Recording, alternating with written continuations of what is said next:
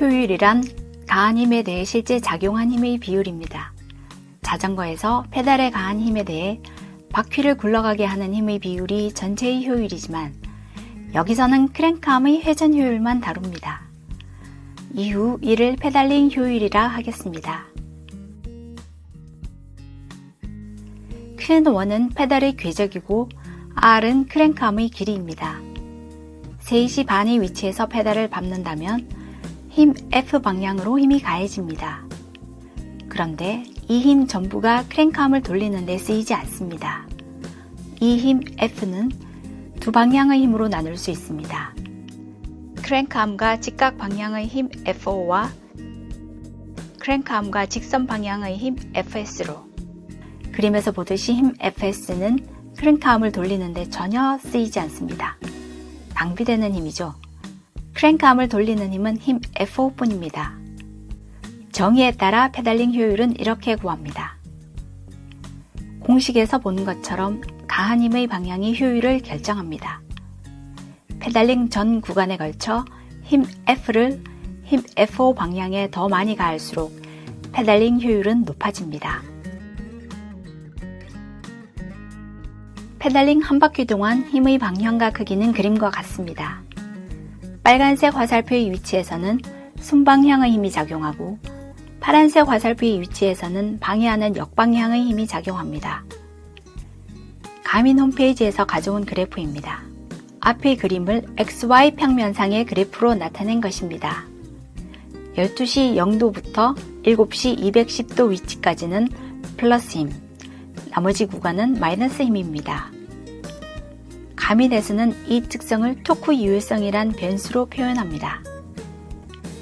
그림에서 보는 것처럼 토크 유효성은 페달이 뒤에서 올라오는 위치에서 페달링을 얼마만큼 방해하는지를 나타냅니다. P-가 작으면 토크 유효성은 높아집니다. 다음 그림은 페달링 측정기이자 훈련기인 왓바이크의 폴라뷰입니다. 이 그래프에 대한 설명은 따로 자세하게 하고 여기서는 페달의 위치별 힘이 앞의 두 그림과 같다는 것을 보여줍니다. 이제 해야 할 것은 명확합니다. 페달에 가하는 힘의 방향은 크랭크암과 직각의 방향이어야 하고 전 구간에서 플러스의 힘이어야 합니다. 이것이 이상적인 페달링이고 여기에 가깝도록 많은 훈련을 해야 합니다. 이를 위한 여러 훈련법이 있습니다. 평로라 타기, 고속 페달링, 한발 페달링, 발목 페달링, 앞으로 크게 돌리기, 최적의 임팩트 위치 찾기, 평페달 등입니다. 흔히 말하는 밀고, 밟고, 긋고, 당기는 4행정 페달링이나 밟고 당기는 2행정 페달링은 의식적으로 할 수 없는 페달링입니다. 초보라서 안 되는 것이 아닙니다. 밀고, 밟고 하는 두 개의 연속된 동작 명령 사이에 최소 시간이 있습니다. 이 시간이 근육이 움직이는 시간보다 깁니다. 그래서 이를 의식하면서 수행할 수는 없습니다. 격투기에서 품새를 연습하여 반사적으로 그 동작이 나오게 하는 것처럼 페달링도 많은 연습을 통해 무의식적으로 그 동작이 수행될 수 있도록 해야 합니다. 밟고 당기는 페달링도 의식하면서 할 수 없습니다. 우리 뇌는 동시에 두 개의 동작 명령을 내리지 못하기 때문입니다. 결국 한 바퀴 동안 하나의 동작만 의식하면서 페달링을 할 수 있습니다. 이마저도 아주 빨라지면 의식적으로 안 됩니다. 감각으로 몸이 알아서 하는 것이죠. 이제 이상적인 페달링에 가까워지도록 훈련하는 방법에 대해 살펴보겠습니다.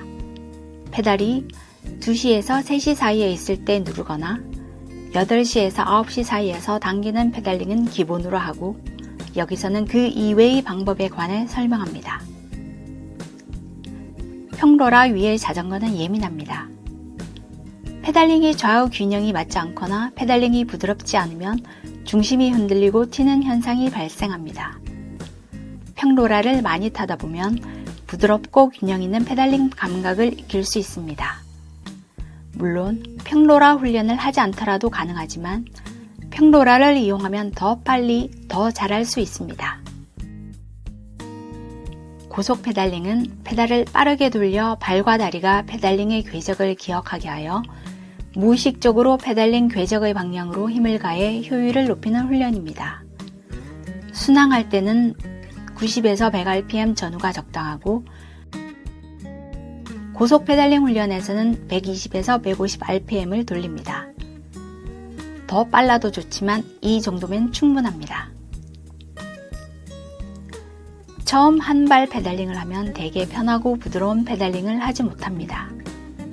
한 발 페달링으로 페달의 위치에 따라 어떤 근육이 많이 쓰이는지 알 수 있고 페달이 어느 위치에 있을 때 부드럽지 않은지 알 수 있습니다. 한 발 페달링을 잘 하게 되면 근육을 강화할 수 있고 더 부드러운 페달링을 할 수 있습니다.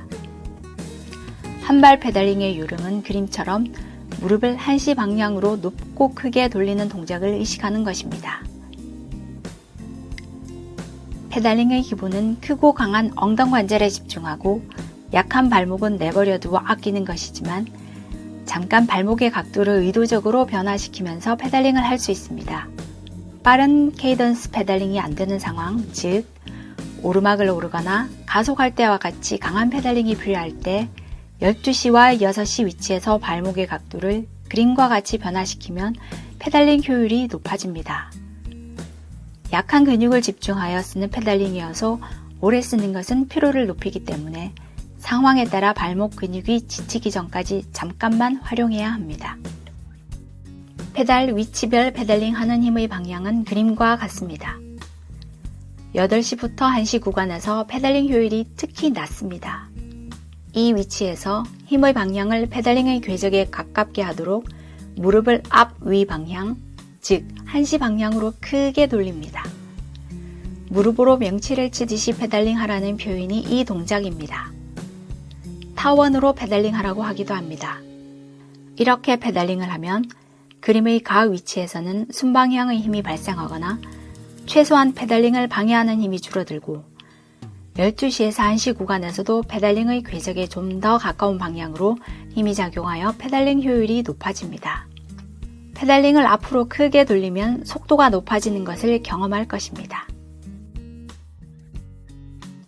다리 관절들이 가장 큰 힘을 내는 각도와 크랭크암의 지렛대가 실질적으로 가장 길게 작용하는 위치가 겹쳤을 때 페달링의 힘은 가장 큽니다. 3시 반 전후에서 최대 파워가 나옵니다. 그러기 위해 2시 전후에서 동작 명령을 내려야 하는데 반응 속도를 고려한 것입니다. 명령을 내리는 위치에 따라 다리에 걸리는 부하가 미세하게 차이가 나거나 속도 차이가 발생합니다. 임팩트의 위치를 1시 반, 2시, 2시 반 등으로 바꾸어가며 페달링을 하면 이런 차이를 느낄 수 있습니다.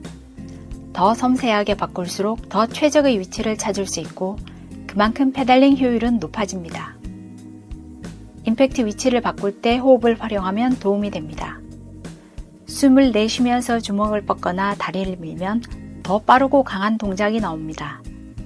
이 특성을 활용하여 마라톤에서와 같이 2번 연달아 내쉬는 숨에 두 다리를 미는 시점을 맞추어 미는 위치를 조금씩 변화시킬 수 있습니다. 자세한 설명은 따로 영상을 만들겠습니다. 숨을 내쉴 때 미는 힘이 강하다는 특성을 어떻게 활용할지 생각해 보시면 요령을 찾을 수 있습니다. 최적의 임팩트 위치는 유연성, 자세, 근육의 반응 속도, 성별, 나이, 파워, 케이던스 등에 따라 조금 다릅니다.